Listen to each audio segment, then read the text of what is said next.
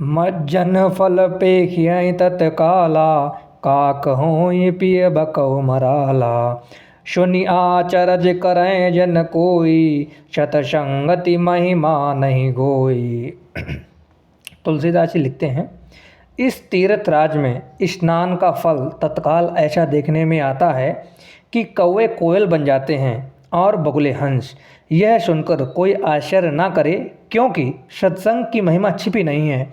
तुलसीदास जी आगे लिखते हैं, वाल्मीकि नारद घट जोनी, निज निज मुखनि कहीं निज होनी। जलचर थलचर नभचर नाना, जे जड़ जेतन जीव जहाना।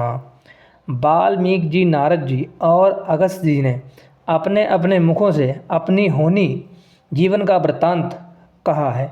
जल में रहने वाले, जमीन पर रहने वाले और आकाश में विचरण करने वाले नाना प्रकार के जड़ चेतन जितने भी जीव इस जगत में हैं, आगे सुनिएगा। मत की रति गति भूति भलाई, जय जहि जतन जहाँ जेहि पाई। सो जानब सतसंग प्रभाऊ, लोकहु वेद न आन उपाऊ। उनसे जिसने जिस समय जहाँ कहीं भी जिस किसी यत्न से बुद्धि, कीर्ति, सद्गति, विभूति और भलाई पाई है, सो सब सत्संग का ही प्रभाव समझना चाहिए। वेदों में और लोकों में इनकी प्राप्ति का दूसरा कोई उपाय नहीं है। आगे सुनिएगा।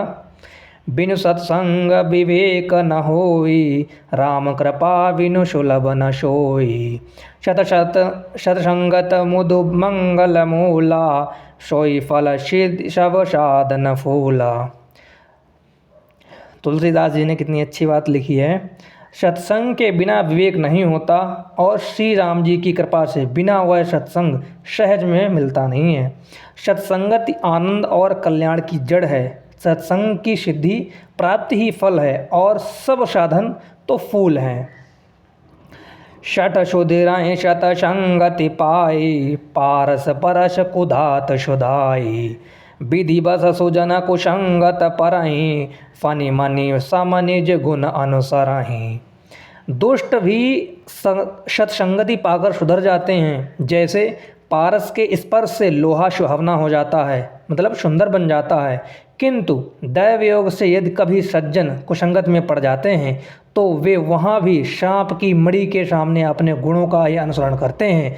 अर्थात जिस प्रकार सांप का सत्संग पाकर भी मणि उसके विष को ग्रहण नहीं करती तथा अपने सहज गुणों प्रकाश को नहीं छोड़ती, उसी प्रकार से साधु पुरुष दुष्टों के संग में रहकर भी दूसरों को प्रकाश ही देते हैं। दुष्टों पर उनका कोई प्रभाव नहीं पड़ता।